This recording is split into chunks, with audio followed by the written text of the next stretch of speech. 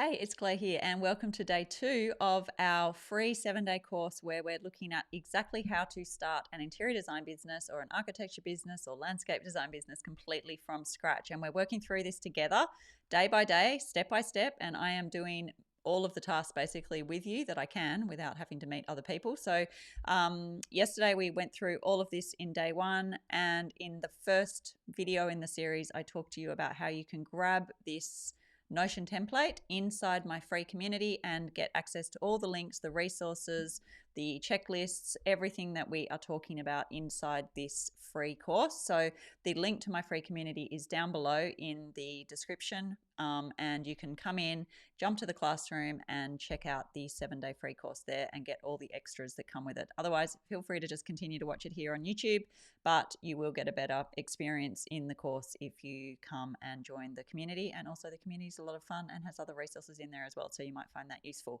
So let's talk about day 2. So recap on day 1, I got stuck, you'll recall, with the Instagram handle creation. So what I had to do in the end, because I had too many accounts, is I've had to just rename one of my old accounts. So you'll see that I've now got Charlotte's, and you'll have to go back and watch day 1 if you don't know why I'm calling myself Charlotte, but Charlotte Blair Studio is my alter ego for this studio, this person's business that I'm setting up.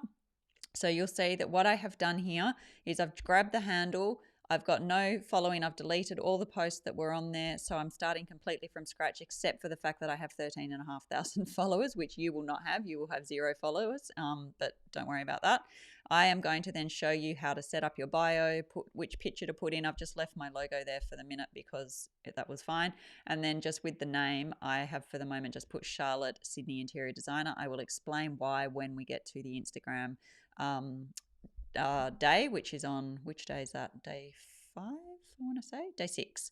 So on day 6 we're going to go through that in detail, but I just wanted to recap and explain to you why I couldn't do it yesterday, because some of you will be using that as an excuse for why you can't do it. So please don't do that. You should be able to get yours set up. Mine just was because I had too many Instagram accounts. So you should also have yours now set up, and we also have our basic website set up as well, which is what we did yesterday.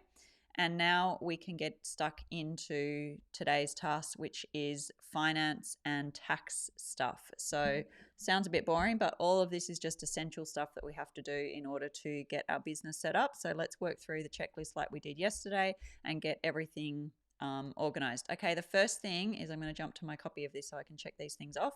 The first thing is to read this article. So this article is one that I wrote a little while ago about many of the mistakes that I see designers making with their finances. So things like having personal bank accounts instead of business bank accounts, not using proper accounting software and that sort of thing. So it's a very short article that you can just jump in and just see if you're making any of those mistakes.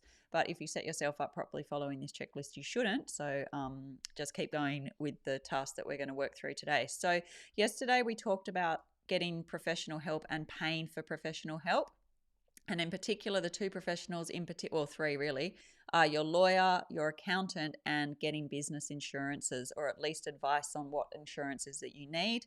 And then either speaking with your lawyer or doing your own sort of like risk profile on what level of risk you're willing to take for your business, which we'll talk about tomorrow, deciding which insurances you're going to take out. But this one is about your accountant. So yesterday we already talked about one thing we are going to need your accountant to do so that you get things set up correctly, which is to set up your business structure. To just like set your business up. So to start the company for you, officially start the company, and do all the steps that are involved in that, and just do all the checks on ASICs and whatever is your local jurisdiction, all the things that you have to do.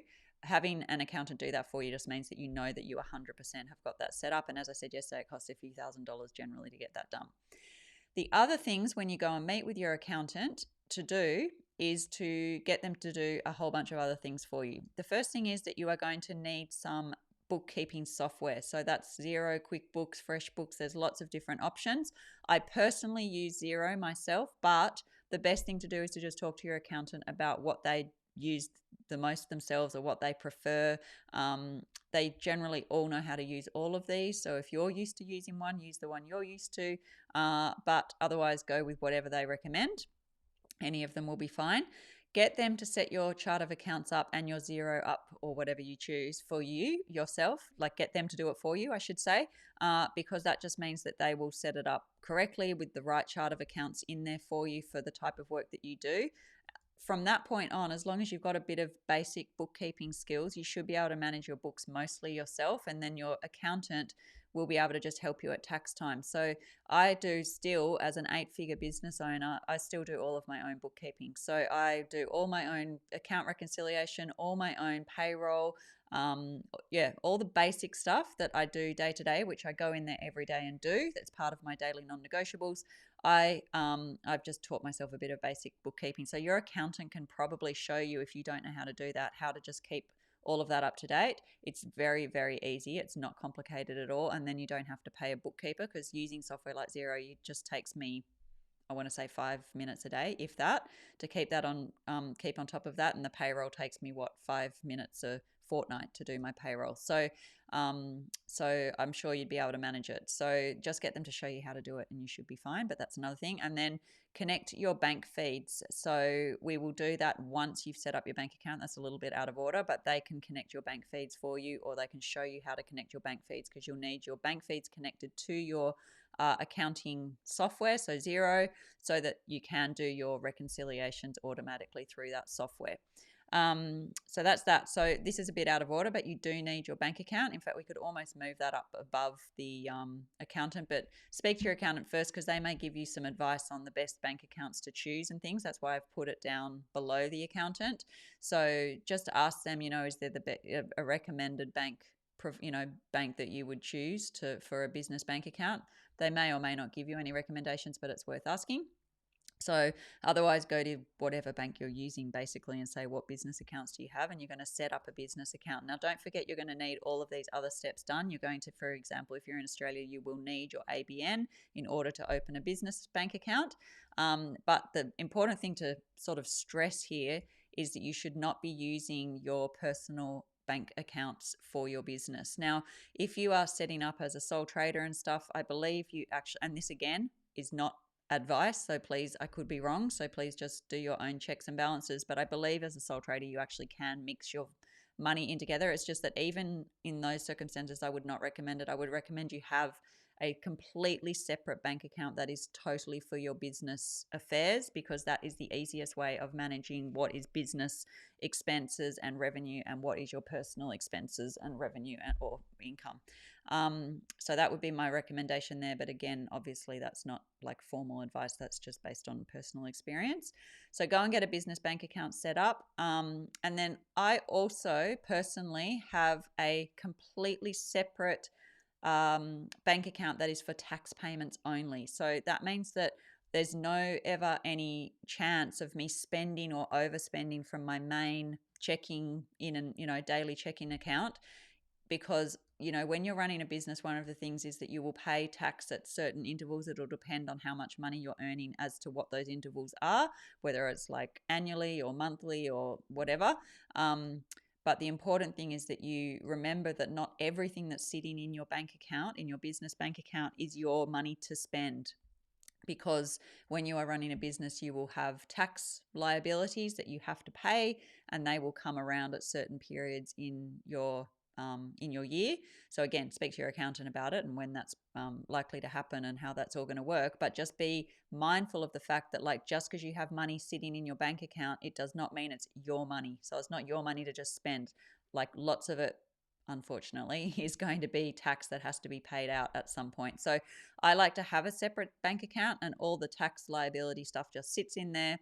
And it means that I know that, whenever the tax is due, it just comes straight out of that account. And then I know that the other account is not at risk of, like, I'm going to overspend or anything like that. Not that I spend a lot in my business anyway. But if you are sort of more working just you as someone with a smaller amount of revenue coming in, you may risk overspending on that. So that would be my recommendation there. But again, speak to your accountant about that. The next thing that I recommend that you start doing ASAP is to start tracking your time. Even if you're not working with clients, I suggest that you start being accountable to yourself for how you are spending your time each day. And I suggest that you do that so formally that you sign up for a piece of software. Now, the one that I always recommend is Harvest. It's getharvest.com, this website here. But there are other Clockify, Toggle. There's lots of different softwares that do this. So if you have one that you've already used, just run with the one that you're using. I have a few articles here about why it's important to be tracking your time. One of the big ones is to understand how long it takes you to do specific tasks in your business, like design work, admin work, all of that sort of thing, because that is how you are going to increase your profitability. It's how you're going to increase the ability to be able to charge clients appropriate fees to know that you are making money, because if you don't know how you're spending your time and you don't know how long it takes you to do things, it's very difficult to accurately charge out to clients because you have no idea whether you're making money or not. So I have these articles here that I would like you to go through, and these give you some examples of the type of work that you can be tracking. And then what you do in software like Harvest is that you set sort of different categories of work and even play and exercise and time with the kids and time with the family, all the stuff you spend time on. And then what I suggest you do is that you start tracking in very small increments. So if you can tolerate it in 15-minute increments is really good, because then you can start to get a big picture of how you're spending your time. It's extremely painful as a process, but if you do it for a couple of weeks, you really will start to get a really, really good sense of how you're spending your time. So that's a highly recommended from me in terms of a task that's worth starting to implement right now. And if you join my bootcamp program, which I would recommend, in fact, plug, let's talk about my bootcamp program just for a minute. So my bootcamp program is basically the paid business implementation program that I have. So what we're doing here with this free starter course, if you like, this is really like a prelude to the business bootcamp program. This is all things that I don't cover in that program, but I know there'll be people in that program who need help with different aspects of what we're covering in this free course. So that's one of the main reasons I've created it. But in bootcamp, I do make you actually track your time for 2 weeks. So that's one of the first things we set up. And in our setup and foundations week, you'll see it's down here. It's in one of these tasks, other tech I think it's in. Anyway, it's in one of these tasks, and then you will start to track your time for 2 weeks. And then in week 3, I'm pretty sure it is, we will do an analysis on your, I think it's one of the tasks down here. We'll do an analysis. There we go, time tracking for the past 2 weeks. So we do an analysis exactly on what your time tracking tells you, and what you can learn from that, and how you can improve your productivity and the way you charge and all the things that data will tell you. So the earlier you can start doing that, if you do want to come and join bootcamp at some point, the earlier you start doing that, you'll be in a really good habit already, and you'll have a lot more information than many of the other people who come in, which will be really handy. Okay, the next thing is that in order to charge clients, so that what the whole aim of what we're trying to do with this 7-day series is to get you to the point where you can start to work with clients. So that's the whole aim of where we're heading to by the end of 7 days. So in 1 week, you can be ready to work with clients, and you can even do it faster than 1 week, but we're doing it over a week. You will need to have an invoice, because you need to be able to charge them money. So there's a couple of options you've got there. With your software, you will be able to create invoice templates straight out of your software. That would be the recommended way of doing it, because then you can keep your invoicing all in one place, and it just makes it easier for all of the bookkeeping side of things. So that would be what I recommend. And your accountant, again, if you can't work it out yourself, but generally if you Google how to set up an invoice template in Xero, for example, it has step-by-step instructions for how to do that. It's not complicated at all. You can add your logo, set it up how you want it. But again, your accountant should be able to help you work all that out if you're not sure. However, if you want to have a different way of managing that for the time being while you're getting that organized, you can make one yourself. You can do one in Excel, for example, and just like build out your own template. Or if you want to save yourself some time, then you can get it in my client welcome pack template. So I have it as one of the things that's included in that. This is that client welcome pack template. So this is what you get. This is a completed version of that template. You do get a completed version, so you don't have to come up with all this stuff yourself. You can just copy and paste this all over into your template when you get it. But at the very end of that, you can see there's a tax invoice template or an invoice. You don't have to call it tax invoice if you don't need to where you are. And that has your payment details and everything all on it already, so that you can just use that if that's easier. So it depends how much you value your time, whether you want to make your own or whether you want to just use one that's already ready to go, or you can set one up in your accounting software. Those are the couple of options. Whatever you do, you need one. So whichever option you go with, they are your options, and you need to get one set up and organized. And then finally, you need a way to be able to collect payments. So that's what I was just showing you here. And what I would suggest is that in the beginning, you just have your bank details. So once your bank account's up and running, one thing to say about your bank account is it can sometimes take a couple of weeks to get that set up. So really give yourself some time, because I've had banks just faff me around for like up to 2 weeks getting my bank account set up. It doesn't usually take that long. That was a particular issue, but just be aware that you won't be able to take payment from clients or get them to transfer money into your bank account until that's obviously ready to go. So just keep in mind that you want to get this step of getting your bank account set up ASAP.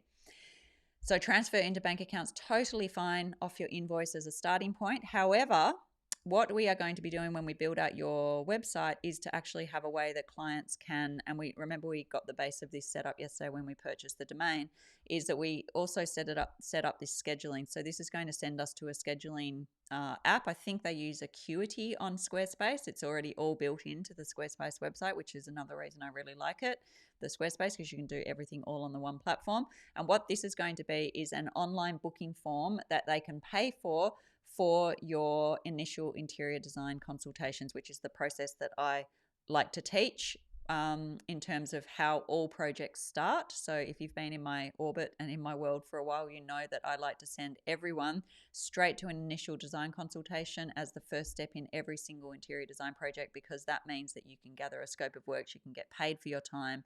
And when people are booking online with a paid automatic system like we were just looking at, it means you can also start to make some money while you're working on other client projects or sleeping or whatever. Because when I used to book about maybe between 3 and 5 consultations a week for new projects, and they used to just come in while I was doing other things. And it was my first taste of, making money from an automated process. So it's extremely helpful from that perspective. In Bootcamp, I go through exactly how to set all of that up. We won't be doing that as part of the free, where's my bootcamp gone? We won't be doing that as part of the free course here, because that's a more complicated process, but we go through exactly how to set up your Calendly in this case, but it doesn't matter, whatever your booking system is. And we talk about all the different other things that you need to do in terms of the follow-up emails and what to do with the info, like how to deal with like not everyone booking you in case you don't want to have everyone booking you and all of that. So we go into that in a lot of detail. You can see we spend a couple of days on getting all of that set up for you. So that's out of scope for the free course, but if you do want to know exactly how to do all of that step by step, then the link to Bootcamp's below, and you can join. You can join in whenever you want, and then you can learn how to do all of that step by step. And I just give you all of the email scripts and everything. So I make life very easy for you. So it's sort of like this free course, but on steroids, basically. So yes, as I just said, you can collect payments via bank transfer to start. And then later you'll need to set something up like Stripe, which will be connected to something like Acuity, which is hosted in Squarespace, or Calendly, which does exactly the same, which are online booking forms. And then you will point everyone to that initial design consultation for all the reasons that I explain inside Bootcamp as to why that is the best sales processes and sales system. So I teach you that full sales system and why that works so effectively. And why the initial design consultation and the initial inquiry, all of those are like super, super important parts of your process. And I teach you the reason why I do it in this particular way, which is basically to make money, which is what we all want to do. So this is my proven method for how you make money from clients.